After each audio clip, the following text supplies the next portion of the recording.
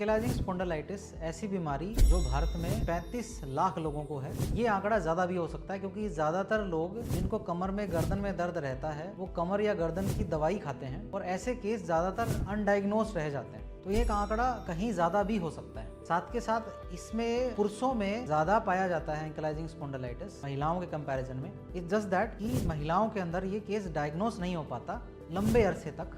ये केस महिलाओं में डायग्नोस होने के लिए 10 से 15 साल भी लग जाते हैं। तब तक ये फीमेल दवाइयाँ खाती हैं पेन किलर या एंटी इन्फ्लेमेटरी। तो जब तक केस डायग्नोस होता है तब तक बहुत देर हो चुकी होती है। पुरुषों में डायग्नोस इसलिए जल्दी होता है क्योंकि पुरुषों में स्टिफनेस और पोस्चर में झुकाव जल्दी नजर आता है महिलाओं के कंपैरिजन में। इस प्रॉब्लम में आपको खांसने छींकने से भी डर लगता है क्योंकि खांसने छींकने में भी बहुत ज़्यादा दर्द होता है। एकदम से बिजली का झटका जैसा लगता है। अगर गलती से ठोकर लग जाए तो पूरी अकड़न आ जाती है जिसको उतरने में पूरा दिन भी लग सकता है। होती कैसे है ये बीमारी? इसमें सबसे बड़ा फैक्टर है जेनेटिकल फैक्टर। मतलब अगर किसी के पेरेंट्स को ये बीमारी है तो देयर इज अ चांसेस कि वो बीमारी उनकी संतान में जाएगी।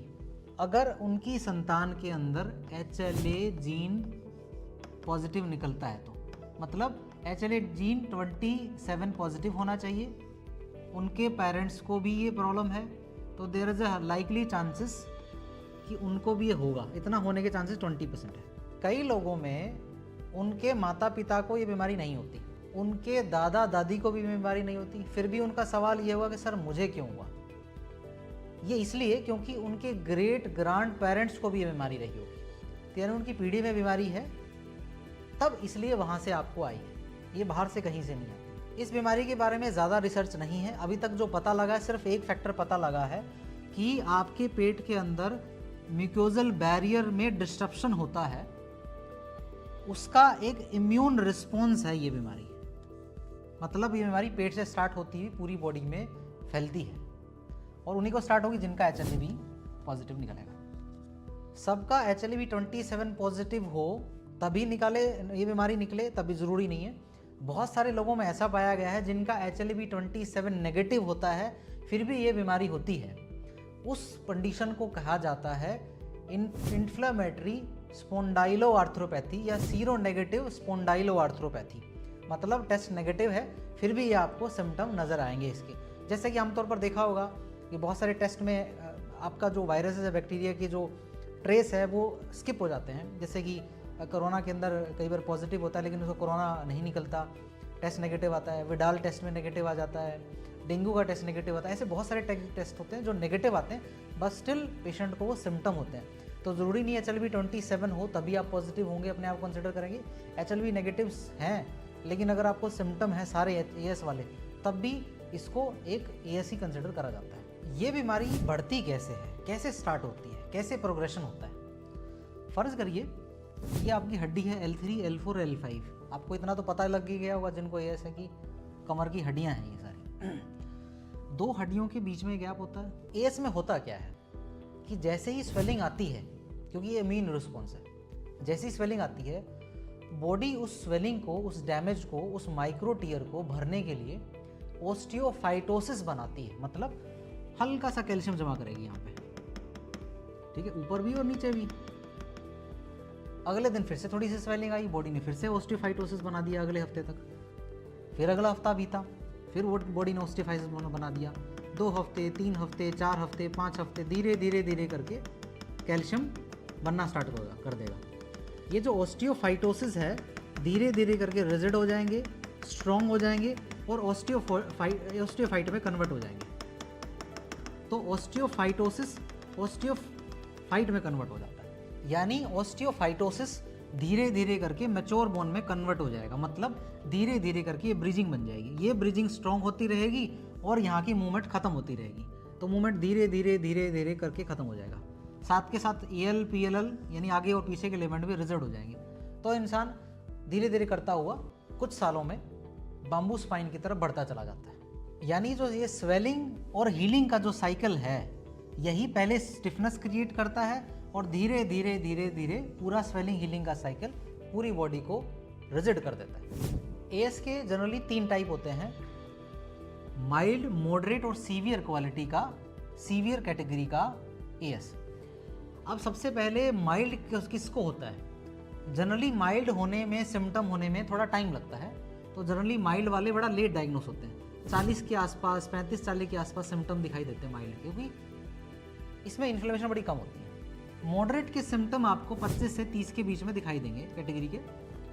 सीवियर वाले टीनेजर में 14, 15, 19 के आसपास दिखाई देने लग जाएंगे। ये सीवियर कैटेगरी वाला है, मतलब जितना जल्दी एएस होगा, जितनी कम उम्र में, उतनी ज़्यादा सीवियरिटी फर्दर जाके होगी। कितना जल्दी प्रोग्रेस करेगा? माइल्ड वाला बड़ा स्लो प्रोग्रेस करता है। इनके सिम्टम कई बारी ये लोग इवन 70-80 साल की उम्र तक भी इनको सिम्टम्स नहीं आते, बहुत लाइट सिम्टम आते हैं। मीडियम वालों के सिम्टम्स मीडियम रहते हैं और थ्रो धीरे धीरे करके स्लो प्रोग्रेशन करता है। इनकी लाइफ ज़्यादा इम्पैक्ट नहीं हो पाती, एक्सरसाइज वगैरह करके ठीक चलता है। लेकिन जो सीवियर वाले हैं इनका प्रोग्रेशन बड़ा फास्ट होता है। महीने दर महीने इनकी क्वालिटी ऑफ लाइफ गिरती चली जाती है, डिपेंडेंट होने लगते हैं, कई बार बेड रिडन भी हो जाते हैं। कितनी बोन जुड़ जाती हैं? माइल्ड के अंदर ज़्यादा बोन नहीं जुड़ती, मोस्टली इंटैक्ट रहती हैं।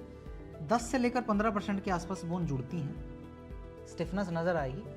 मॉडरेट के अंदर क्या, थोरेसिक ज़्यादा इंटरेक्ट रहता है, हालांकि कहीं पे भी हो सकता है ये एक्टिव, लंबर भी स्टिफ हो सकता है बहुत ज़्यादा, या गर्दन भी स्टिफ हो जाती है। कोई एक सर्टन बायोलॉजिकल मार्कर नहीं है, बट ज़्यादातर लोगों में थोरेसिक ज़्यादा पाया जाता है मॉडरेट वालों में, जिसके अंदर नेक भी 25% रहती है उनकी, और 10-15-20% लंबर भी रहता है। तो तकरीबन 50% का ब्लॉकेज मॉडरेट वालों में देखा जाता है। लेकिन सीवियर वालों में ये ब्लॉकेज 100% होता है। ये इनका एक प्रॉपर बाम्बू स्पाइन और स्ट्रक्चर बनता है। इनको देखने में भी दिक्कत आती है, घूमने में भी दिक्कत आती है, लेटने में भी दिक्कत आती है, और एक एक्सट्रीमली काइफोटिक पोस्चर बनता है सीवियर के अंदर। कितनी मूवमेंट खराब होती है?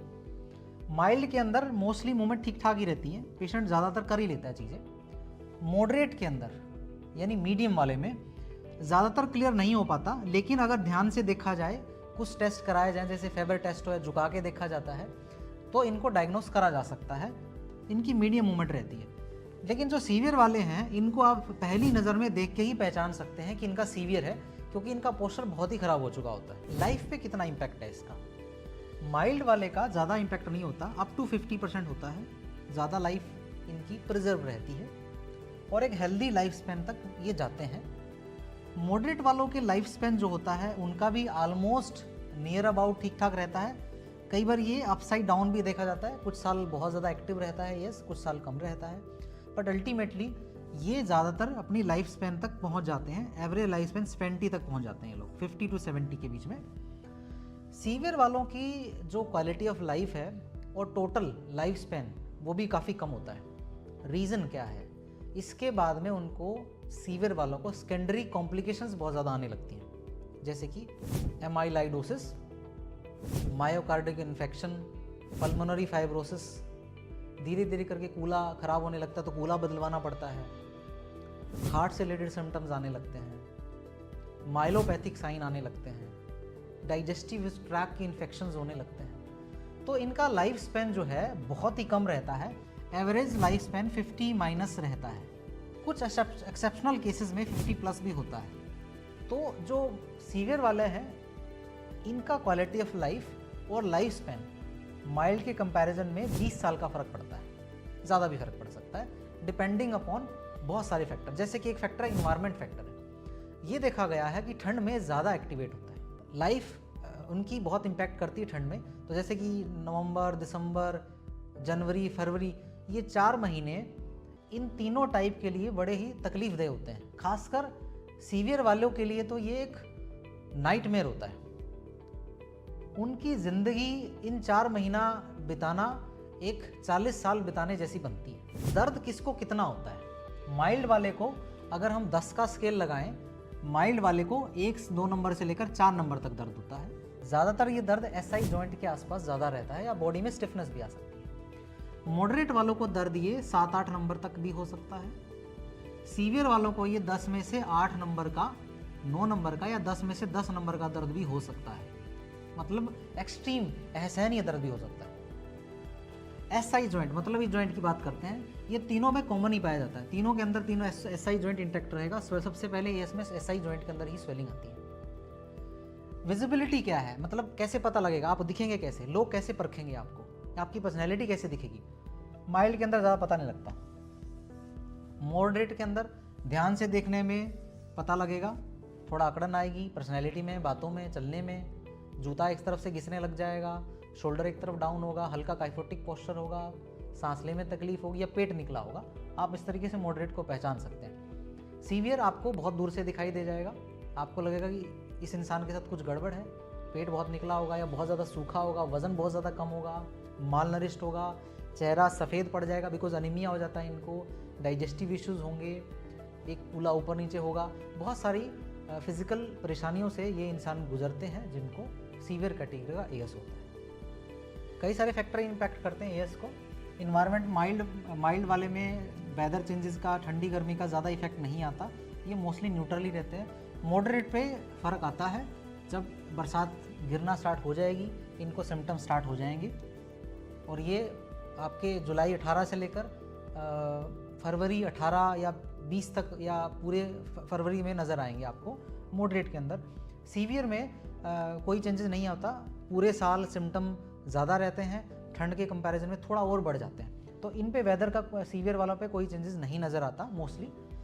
इनका सीवियर वालों का वेदर के हिसाब से मूड बदलता है, ये थोड़ा चिड़चिड़े हो जाते हैं जब ठंड आती है, गुस्सा जल्दी आने लगता है, कंजशन जल्दी होने लगता है, सांस लेने में तकलीफ होती है क्योंकि फिर ये अब्डोमिनल ब्रीदिंग करने लगते हैं। साथ के साथ में इनकी लाइफ बिहेवियरल में चेंजेस भी बढ़े आते हैं, बायोलॉजिकल चेंजेस आते हैं, इनकी लाइफ में प्रोफेशनली बड़े चेंजेस आते हैं क्योंकि उस तरीके से अपनी लाइफ में सेट नहीं हो पाते प्रोफेशनली तौर पे भी। क्या एएस आपके एक बॉडी पार्ट से दूसरी बॉडी पार्ट में फैल सकता है? ज़्यादातर नहीं, माइल्ड के अंदर नहीं फैलता, स्पाइन में स्टिफनेस आती है। मॉडरेट के अंदर यस कॉम्प्लिकेशन डेवलप हो सकती है, एथेरोस्क्लेरोसिस हो सकता है, मायोकार्डियल इन्फेक्शन होने के चांसेस रहते हैं, इसके साथ में पल्मोनरी फाइब्रोसिस हो सकता है, एनीमिया इनमें हो सकता है, यूआइटिस हो सकता है। सीवियर के अंदर जितने मैंने सिम्टम्स बताए सारे होंगे, सेकेंडरी कॉम्प्लिकेशन डेवलप होने के चांसेस बहुत ज़्यादा हैं इसके अंदर, तो बहुत सारे एरिया को इफेक्ट करेगा सीवियर वाला। बहुत महत्वपूर्ण सवाल, सेक्सुअल लाइफ कैसे इम्पैक्ट होगी? माइल्ड वालों की कोई फ़र्क नहीं आएगा, माइल्ड वालों में, मॉडरेट वालों में हो सकता है, नहीं भी हो सकता, डिपेंड करता है उनकी कंडीशन कैसी है, फिजिकल बॉडी में क्या क्या सिम्टम है। सीवियर वालों की सेक्सुअल लाइफ हाईली इम्पैक्ट रहती है बिकॉज ऑफ द फ्लेक्सिबिलिटी चली जाती है, हिप रिप्लेसमेंट हो जाता है या further biological secondary complication develop होने की वजह से इनकी सेक्सुअल लाइफ हाईली इम्पैक्ट रहती है सीवियर वालों की। कैसे पता लगेगा किसी को एएस है या नहीं है? सबसे पहले तो फिजिकल सिम्टम से पता लगा सकता है डॉक्टर। दूसरा ब्लड टेस्ट होगा, HLV-27 PCR along with ESR CRP, इनको मैच करके देखा जा सकता है। दूसरा MRI के अंदर एंड प्लेट मोडिक चेंजेस आएंगे, टाइप 1, 2, 3 मोडिक चेंजेस से पता लग जाता है। अगर आप कई बार ये मिमिक करता है सियाटिका को, कई बार आपको पेन जो है पूरे दोनों पुलों में, लेफ्ट में राइट में भी जा सकता है, तो कई बार आपका डॉक्टर कंफ्यूज हो जाता है कि ये सियाटिका है, स्टीनोसिस है या स्लिप डिस्क है, क्योंकि कई बार स्लिप डिस्क के सिम्टम भी इससे मैच करते हैं। तो उस केस में मोडिक चेंजेस देखना, एंड प्लेट चेंजेस देखना और शर्मन नोट्स देखना बड़ा इंपॉर्टेंट होता है, जो MRI के अंदर विजिबल हो जाता है। तीसरा एक्सरे के अंदर भी एंड प्लेट चेंजेस आपको नज़र आएंगे और आपको वाइट अपीयरेंस नज़र आएगी बहुत ज़्यादा, साथ के साथ में आपको ALL और PLL भी फ्यूज नज़र आएगा। तो इस तरीके से देख सकते हैं, हालांकि ये टेक्निकल टर्म्स है, एक डॉक्टर ही पता लगा सकता है। सवाल ये है कि कैसे पता लगेगा मुझे माइल्ड है, मॉडरेट है या सीवियर क्वालिटी का, सीवियर कैटेगरी का मुझे एएस है। सीधा सा बात है, एक अगर आपका एएस डायग्नोस हो जाता है 17, 18, 19 साल की उम्र में, तो मोस्ट लाइकली चांसेस हैं कि ये सीवियर कैटेगरी का कन्वर्ट हो सकता है, वेरी मच चांसेस। अगर ये डायग्नोस होता है आपकी उम्र में जाके 25 से 35 की उम्र में जाके, तो मॉडरेट का होगा। माइल्ड में डायग्नोस हो ही नहीं पाता, बहुत लेटर डायग्नोस होता है 35 की उम्र में, कई बार 40-50 की उम्र में डायग्नोस होता है, क्योंकि इतने ज़्यादा सिम्टम होते नहीं तो लोग प्रायोरिटी नहीं देते, डायग्नोस भी लेट होता है। तो सीवियर मतलब जो पहले जितना जल्दी डायग्नोस हो रहा है, जितने जल्दी कॉम्प्लिकेशन बढ़ते जा रहे हैं, दर्द ठीक नहीं हो रहा किसी भी तरीके से, किसी भी मेडिसिन से, तो मोस्ट लाइकली सीवियर है। ट्रीटमेंट क्या है? अनफॉर्चुनेटली अभी तक इसका कोई भी नॉन ट्रीटमेंट नहीं है, इस पर रिसर्च चल रही है, बहुत ही लिमिटेड रिसर्च है हमारे पास, लेकिन 2 व्यक्ति आपकी इसमें हेल्प कर सकते हैं, एक रिमोटोलॉजिस्ट और दूसरा फिजियोथेरेपिस्ट। रिमोटोलॉजिस्ट के अंडर में रहें, अपने टेस्ट कराइए, कॉम्प्लिकेशंस देखिए, सेकेंडरी कॉम्प्लिकेशन जांच करिए, साथ के साथ इनके पास कुछ बायोलॉजिकल होते हैं, कुछ एंटी इन्फ्लेमेटरी टैबलेट्स होती हैं, इंजेक्शंस होती हैं, पीआरपी होती हैं, स्टीरॉइड्स होते हैं, बहुत सारी चीज़ें होती हैं जो आपके पेन मैनेजमेंट में, ध्यान रखिए, पेन मैनेजमेंट में हेल्प करेंगी।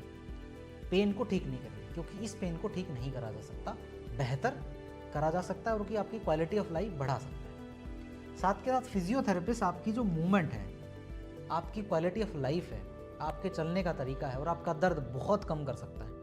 तो रिमोटोलॉजी से सलाह लेते रहिए 2 से 3 महीनों में एक बार, और फिजियोथेरेपिस्ट के अंडर में रहिए लॉन्ग टर्म के लिए, राइट।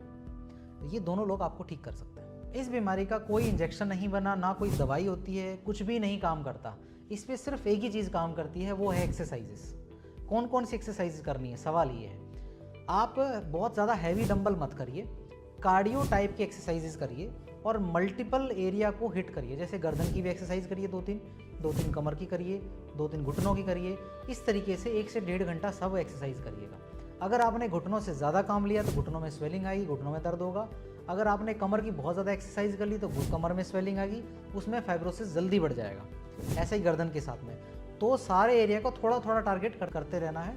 इसमें मेनली मैं आपको सलाह दूंगा 45 मिनट्स की डेडिकेटेड वॉक करिए सीधा, 15 मिनट आपको उल्टा चलना है, लटकना है उसके बाद। अगर आप स्विमिंग कर सकते हैं तो स्विमिंग करिए, थोड़ा थोड़ा साइकिलिंग करिए।